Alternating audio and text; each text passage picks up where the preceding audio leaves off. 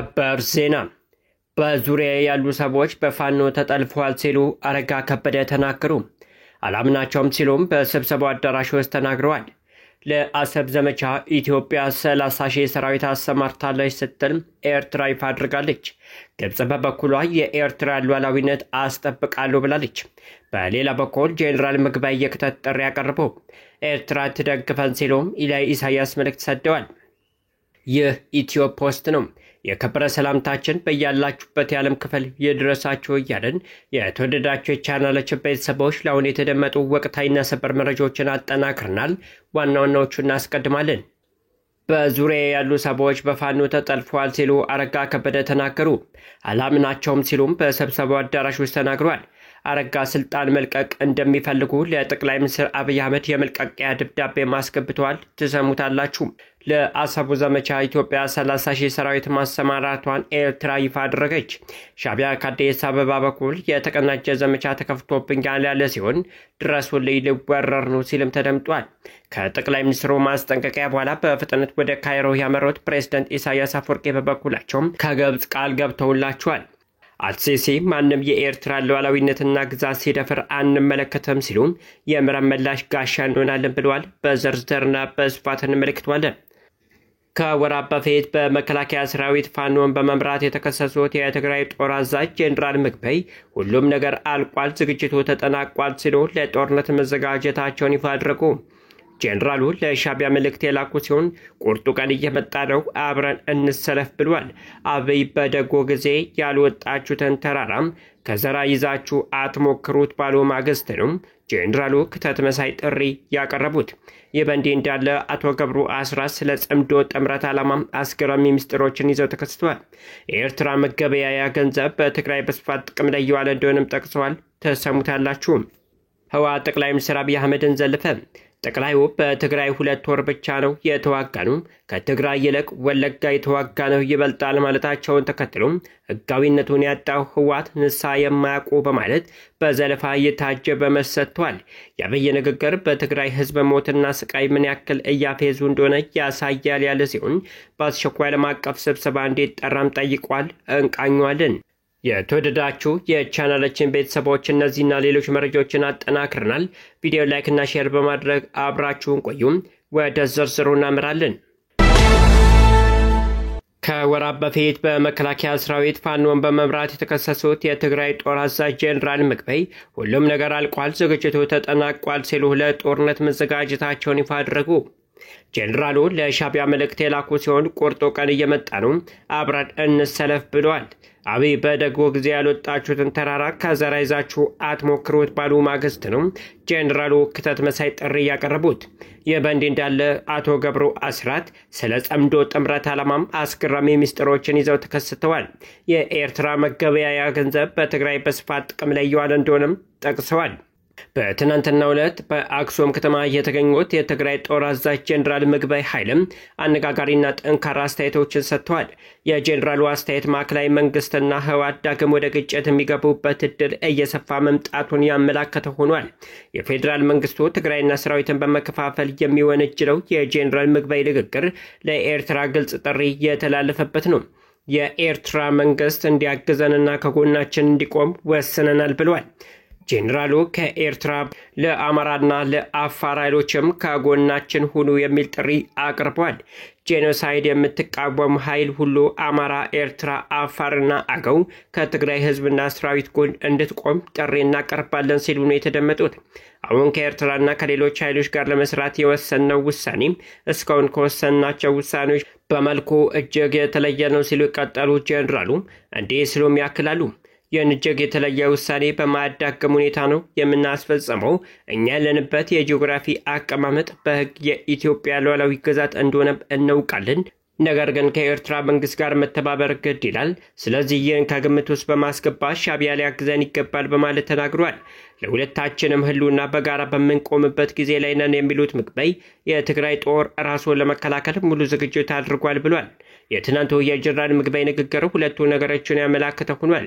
የመጀመሪያው ህወሓት ውጊያ ለመክፈት የመወሰኑ ሲሆን ሁለተኛው ደግሞ ጽምዶ የተሰኘው ያልተቀደሰው የሻዕቢያና የህወሓት ግንኙነት ከፍ ወዳለ ወታደራዊ ትብብር ማደጉን ያሳየ ሆኗል።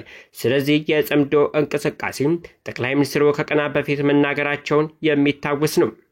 ይህ በእንዲህ እንዳለ የቀድሞ የህወሓት ከፍተኛ አመራር አቶ ገብሩ አስራት ስለ ጽምዶ እስካሁን ያልተሰሙ አዳዲስ ምስጢሮችን አጋርቷል። የኤርትራ መገበያያ ገንዘብ በትግራይ በስፋት እየተዘዋወረ ነው በማለትም ተናግሯል። አቶ ገብሩ የኢትዮ ኤርትራ ጦርነት ወቅት የትግራይ ክልል ርዕሰ መስተዳደር የነበሩ ሲሆን በኋላ ላይ ህወሓት ለሁለት ሲከፈልና የቀድሞ የድርጅቱ ሊቀመንበር አቶ መለስ ዜናዊ ቡድን በአሸናፊነት ሲወጣ ከህወሓት የተገለሉ አመራር ናቸው። ከዚያም በኋላ በተቃውሞ ፖለቲካ ውስጥ የተቀላቀሉ ሲሆን ሉዓላዊነትና ዲሞክራሲ በኢትዮጵያ የሚል መጽሐፍን ለአንባቢ አድርሰዋል። አቶ ገብሩ ኤንቢሲ ከተባለ የቴሌቪዥን ጣቢያ ጋር ባደረጉት ቃለ ምልልስ ከተወሰነ ጊዜያት ወዲህ በህወሓትና በኤርትራ መንግስት መካከል ተፈጥሯል የተባለውን ጥምረት በተመለከተም በርካታ ጉዳዮችን አንስተዋል። ጽምዶ ስለተባለው ጥምረት ምልከታቸውን የሰጡት ፖለቲከኛው በህወሓትና በኤርትራ መንግስት ግንኙነት ቁልፍ ሰው የቀድሞ የህወሓት ሊቀመንበርና በአሁን ሰዓትም በአሜሪካ የሚገኙት አቶ ስብሃት ነጋ መሆናቸውን ተናግረዋል።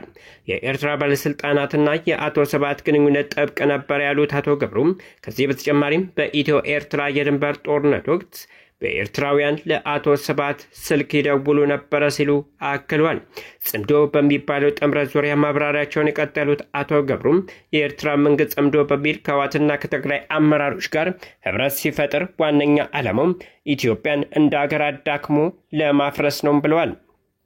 የትግራይ አመራሮች አሁን በስራ ላይ ባለው ህገ መንግስት በፌዴራሉ መንግስት ብቻ የተፈቀደን የውጭ ግንኙነት ከህግ አግባብ ውጭ እያደረጉ ነው በሚል ከስም ይሰማባቸዋል። ጠቅላይ ሚኒስትር አብይ ከሰሞኑን በፓርላማ በነበራቸው ቆይታ የትግራይን ጉዳይ አንስተው አካሄዱን ህገ መንግስታዊ ነው ያሉ ሲሆን ለኤርትራ መንግስትም ጥይት አታቀብሎ ሲሉ ማስጠንቀቃቸው ይታወሳል። አቶ ገብሩ ሌላው በቃለ ምልልሳቸው ያነሱት ጉዳይ በአሁኑ ወቅት በትግራይ ያለውን የጸጥታ ጉዳይ ነው። አሁን በትግራይ ያለው ወታደራዊ መንግስት ነው። የጊዜያዊ አስተዳደሩን የሚያሽከረክሩት ወታደራዊ አመራሮች ናቸው። እነዚህ ሰዎች ጦርነት ሲኖር በጦርነት ማትረፍ የሚፈልጉ ናቸው። አለመረጋጋት እንዲፈጠር የሚፈልጉ ናቸው። በአመራር ደረጃም የወደቁ ቢሆንም አሁን ባለው ሁኔታ ግን ገንዘብና ጠመንጃ የያዙ መሆናቸው መታወቅ አለበት ብለዋል። በአጠቃላይ በአሁን ሰዓት በዓለማችን ላይ አሉ የሚባሉ ወንጀለኞች በትግራይ ያሉ ሲሉ አቶ ገብሩ ተናግረዋል። ለአሰቡ ዘመቻ ኢትዮጵያ 30,000 ሰራዊት ማሰማራቷን ኤርትራ ይፋ አደረገች። ሻዕቢያ ከአዲስ አበባ በኩል የተቀናጀ ዘመቻ ተከፍቶብኛል ያለ ሲሆን ድረሱልኝ ሊወረር ነው ሲልም ተደምጧል። ከጠቅላይ ሚኒስትሩ ማስጠንቀቂያ በኋላ በፍጥነት ወደ ካይሮ ያመሩት ፕሬዝዳንት ኢሳያስ አፈወርቂ በበኩላቸው ከግብጽ ቃል ተገብቶላቸዋል። አልሲሲ ማንም የኤርትራን ሉዓላዊነት ግዛት ሲዳፈር አንመለከትም ሲሉም የመረብ መላሽ ጋሻ እንሆናለን ብሏል። ባልተለመደ መልኩ ለ5 ቀናት ጉብኝት ካይሮ የሚገኙት አቶ ኢሳያስ አፈወርቂ ከግብጽ የሚፈልጉትንም አግኝቷል። ለጸረ ኢትዮጵያ ተልዕኮ ሻዕቢያን ለመጠቀም የማታመነታው ግብጽም የአባዩ ሽንፈት በቀይ ባህር ለመበቀል በምታደርገው ጥረት ሻዕቢያ ሁነኛ አጋር ሆኗል። ትናንት በካይሮ ቤተመንግስት ያደረጉት ውይይትም በዚህ ጉዳይ ላይ ያጠነጠነ ነው። ሁለቱ ፕሬዝዳንቶች ውይይት ባደረጉበት ወቅት የግብጽ መሪ ለሉዓላዊነታችሁና ለግዛታዊ አንድነታችሁ ድጋፍ ለማድረግ ቁርጠኛ ነን ሲሉ ለኢሳያስ ነግረዋቸዋል። ከዚህ ቀደም ጎረቤት ሀገራት ሶማሊያ ከኢትዮጵያ ጋር አለመግባባት በፈጠረችበት ወቅት እኚሁ የግብጽ ፕሬዝዳንት ታይዟችሁ ለሶማሊያ ሉዓላዊነት እንዲሁም የግዛት አንድነት እኛ ድጋፍ እናደርጋለን፣ በማንኛውም መንገድ ከጎናችሁ ነን ሲሉ ነበረ። አሁን ደግሞ የካይሮ አንቴና ከሞቃዲሾ ወደ አስመራ ዞሯል። ከፕሬዝዳንት ጽህፈት ቤት የወጣው መግለጫ እንደሚያመለክተው ሁለቱ ፕሬዝዳንቶች ተገናኝተው በተወያዩበት ጊዜ አልሲሲ ግብጽ የኤርትራ ሉዓላዊነትና የግዛት አንድነት ለመደገፍ ቁርጠኛ መሆኗን ተናግሯል። የፕሬዝዳንት አልሲሲና የፕሬዝዳንት ኢሳያስ ውይይት የተካሄደው ኢትዮጵያ ላለፉት ዓመታት ስታነሳው የነበረው የባህር በር የማግኘት ጥያቄን በተመለከተም ጠቅላይ ሚኒስትር አብይ በተወካዮች ምክር ቤት በዝርዝር ኤርትራን በመጥቀስ ከተናገሩ ከአንድ ቀን በኋላ ነው። የቀይ ባህር ጉዳይ ለኢትዮጵያ ህጋዊ፣ ታሪካዊ፣ መልክዓ ምድራዊና ኢኮኖሚያዊ መሆኑን የገለጸው ጠቅላይ ሚኒስትሩ ባለፉት 30 ዓመታት ኢትዮጵያ ያለ ባህር በር የቀረችበት ውሳኔ ተቀባይነት የሌለው በመሆኑ ሊስተካከል እንደሚገባው አጽንኦት ሰጥተው ተናግረዋል። በኤርትራ በኩልም በኢትዮጵያ እየተነሳ ያለው ጥያቄ ሉዓላዊነቷን የሚጻረር በመሆኑ ተቀባይነት እንደሌለው በመግለጽ ስትቃወም ቆይታለች። ቢሆንም ግን ጠቅላይ ሚኒስትር አብይ አገሪቱን ምክር ቤት ባደረጉት ንግግር ኢትዮጵያ የባህር በር እንዳታጣ የተደረገበት ኢትዮጵያ የባህር በር እንድታጣ የተደረገበት መንገድ ምንም አይነት ህጋዊ መሰረት የሌለው ነው ብለዋል። ኢትዮጵያ ከኤርትራ ጋር በሰላም አብሮ ለማደግ ፍላጎት እንዳላት የተናገረው ጠቅላይ ሚኒስትሩ ሀገራቸው የጦርነት ፍላጎት እንደሌላት፣ ነገር ግን ወደ ጦርነት ከተገባም አስተማማኝ አቅም ስላለን ውጤቱ ግልጽ ነው፣ ማንም አያስቆመንም ሲሉ አስጠንቅቋል። ጠቅላይ ሚኒስትር አብይ አህመድ ይህንን በኤርትራ ላይ ያነጣጠረ ንግግር ካደረጉ ከአንድ ቀን በኋላ ወደ ካይሮ በማቅናት ከግብፁ ፕሬዝዳንት ጋር የተገናኙት ፕሬዝዳንት ኢሳያስ በተለያዩ ጉዳዮች ተወያይተዋል። ከኢትዮጵያ ጋር በታላቁ ህዳሴ ግድብ ምክንያት ለዓመታት በዘለቀ ውዝግብ ውስጥ የምትገኘው ግብፅ ሶማሊያን ጨምሮ ባለፈው ዓመት ከኤርትራ ጋር የጋራ ድንበር መፍጠሯ ይታወቃል። የኢትዮጵያ የባህር በር ፍላጎት ተከትሎ ከኢትዮጵያ በኩል ስጋት የተደቀነባት ኤርትራም ከፕሬዝዳንት አልሲሲ በኩል የድጋፍ ማረጋገጫ ያገኘች ሲሆን በአሁኑ ጉብኝትም ፕሬዝዳንቱ ይህንን በድጋሚ እንዳረጋገጡላቸው የወጡ መግለጫዎች አመልክቷል። ሁለቱ መሪዎች በተጨማሪም በጦርነት እየታመሰች በምትገኘው በሱዳንና በሶማሊያ ጉዳይ ላይ የተወያዩ ሲሆን ዓለም አቀፍ ህግ በተለይም የቀጠናው ሀገራት ነጻነት፣ ሉዓላዊነትና የግዛት አንድነት እንዲከበር በውይይታቸው ላይ አጽንኦት መስጠታቸውም ተገልጸዋል።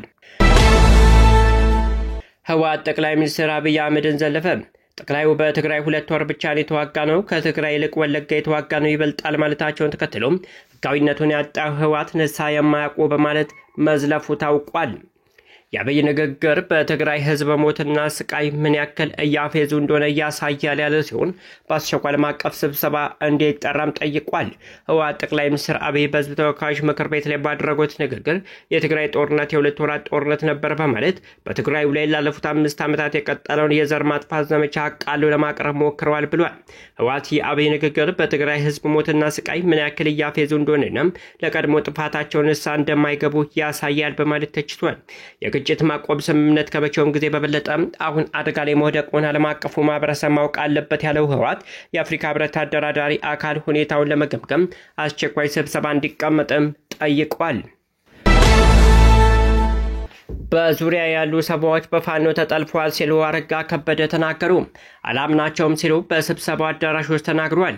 አረጋ ስልጣን ለመልቀቅ እንደሚፈልጉ ለጠቅላይ ሚኒስትር አብይ አህመድ ደብዳቤ አስገብተዋል።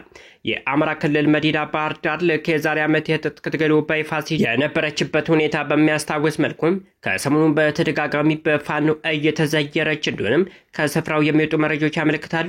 ከአየር መንገድ እስከ አማራ ቴሌቪዥን፣ ከመከላከያ ቤዝ እስከ አድማ ብተና ካምፕ ድረስ የፋኖ የእሳት አረር የለበለባቸው ወሳኝ ስፍራዎች ሲሆኑ ከተማዋ የፋኖ ኃይሎች በፈለጉ ጊዜ ገብተው የሚወጡባት ብቻ ሳይሆን ከፍተኛ መንግስት ኃላፊዎች ሳይቀር አፍነው የሚወሰዱባትና በመንግስት ሰራዊት ካምፕ ላይ ጭምር ጥቃት የሚከፈትባት ሆናለች። ባህር ዳር የፋኖ መፈንጫ ሆናለች። ማናችንም ደህንነት አይሰማንም ያሉት ፕሬዝዳንት አረጋም ከፍተኛ ቁጥር ያለው ሰራዊት ከተማ ውስጥ ቤዛ አድርጎ ቢቀመጥም ፋኖ ገብቶ የፈለገውን ሰርቶ ከመውጣት ሊያስቆመው አለመቻሉም በገደምዳሜው አምነዋል። በተለይ ከሰሞኑን የፋኖ ኃይሎች የጣሉት እንቅስቃሴ ገደብ በመላው ጎጃምና ባህር ዳር ከተማ ተፈጻሚ መሆኑና አስተዳደራቸው የፋኖ መመሪያ ለመቀልበስ ያደረገው ሙከራም አለመሳካቱ ያስደነግጣቸው አረጋ ከበደም በባህር ዳር ላይ ያለው የጸጥታ ሁኔታ እምነት የሚጣልበት እንዳልሆነ መናገራቸው የተሰማ ሲሆን ወደ 4 ኪሎ መራር ኮስታር ያለና ጠቅላይ ሚኒስትር አብይ አህመድ ግራ ያጋባ መልእክት አስተላልፈዋል። ከቅርብ ባለስልጣኖቻቸው እስከ ታችኛው አስተዳደር እርከን ያለው ካድሬዎቻቸውን ጨምሮ ትንንሽ ወንድሞቻቸውን ጭምር በፋኖ የተነጠቁት የባህር ዳር ከተማ ዙሪያ በፋኖ በተከታታይ የቦምብ ፍንዳታዎች እየተረበሸች መሆኗን ተከትሎም መረጋጋት ያቃታቸው የክልሉ ፕሬዝዳንት አረጋ ከበደም ለጠቅላይ ሚኒስትሩ ይድረስ ብለው ወደ 4 ኪሎ አሻግረው በላኩት መራር መልእክታቸው በዙሪያ ያሉ ግለሰቦች በፋኖ ተጠልፈዋል፣ አላምናቸውም፣ ለደህንነቴ ስለምሰጋ ስልጣን መልቀቅ እፈልጋለሁ ማለታቸውም ታውቋል። አበቃም። መልካም ጊዜን ተመኘን።